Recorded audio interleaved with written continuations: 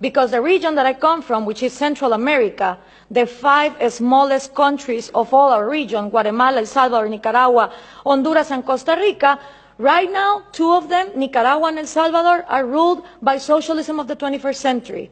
So how can I negotiate as a bloc when I have 2 countries that are not willing to open to free trade?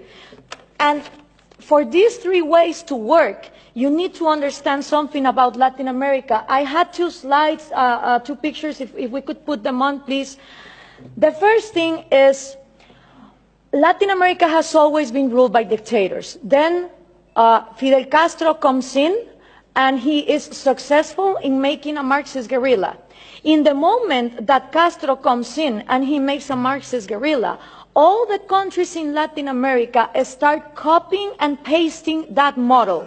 You had Marxist guerrillas everywhere, Guatemala, Nicaragua, Peru, trying to do the same thing as Castro, financed by the Soviet Union and with the intelligence of Cuba. 1989 comes, the Soviet Union collapses, and the left Marxist wing of Latin America, the socialist sectors, they are in trouble. Because now they don't have the money of the Soviet Union to keep on going with these violent guerrillas, but they still want to come to power. So what do? Well, Fidel Castro gathers together with Lula da Silva, and they form the first Forum of Sao Paulo.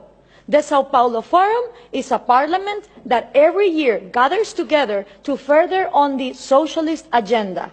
And they start working on 1990. In 1998, they put their first president, Hugo Chavez.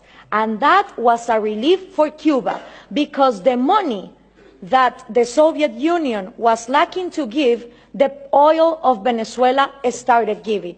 And now that the oil prices are coming down, they are hoping for Colombia to advance on the agenda to give FARC, the Marxist guerrilla drug dealer of Latin America, places in power. If this happens, we're going to have the first narco-socialist government, which will mean that the money of drugs, it's infinite.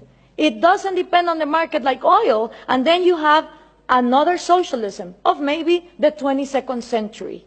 So what we need to understand is this regional strategy is not only put in place in Venezuela, it has been put in place and tested in Brazil, Argentina, Chile, Uruguay, Nicaragua, El Salvador. And the places where they haven't governed, they have people who are waiting to come to power.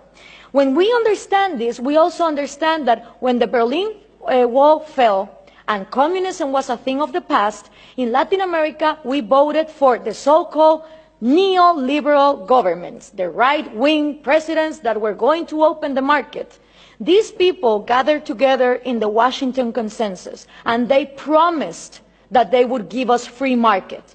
What did they do? They privatized everything. They privatized electricity, trains, radio stations, but they didn't liberalize them. They gave them as oligopolies and monopolies to their peers, and this created crony capitalism. But for most of the population, the one to blame was free market. I don't know if we can now put the picture, please. For the people, what is needed to be blamed is free market, when free market has never existed in Latin America. So it's always blaming the government, but expecting more government to come in and solve the problem, like this picture shows here. So what happened then? People started voting for socialism of the 21st century because they were going to, fix the mess that this crony capitalists did in the 90s. Venezuela was going to be the promised land. Caracas was going to be the New York City of Latin America. So what happened? All these people get in power, Chavez, Lula, Correa, Evo Morales, and instead of finishing with the privileges, the crony capitalism, the oligarchies, they become even worse. So why is this good news to us? Because people in Latin America don't know what to do. They tried with the right wing, and they think that too much of a free market failed, and then they tried for socialism of the 21st century, and it turns out that it didn't end poverty, it multiplied it. So right now, it's a great and excellent opportunity for people like us, for people who really defend liberties and freedom, not only economic liberties, but also individual liberties. Because in a moment where there is frustration to the left and to the right, and everything has been tried, and all of them are statists who want to control the economy, is great news for people like us who want to defend freedom. The examples given here from different regions of the planet demonstrate that freedom works. So what we need to input from Europe to Latin America is the right messages. Those messages include that Scandinavia is not socialist, that we need trade more than aid, and in order for institutions to follow up, it's not about material equality, it's about equality under the law and the rule of law. Thank you very much.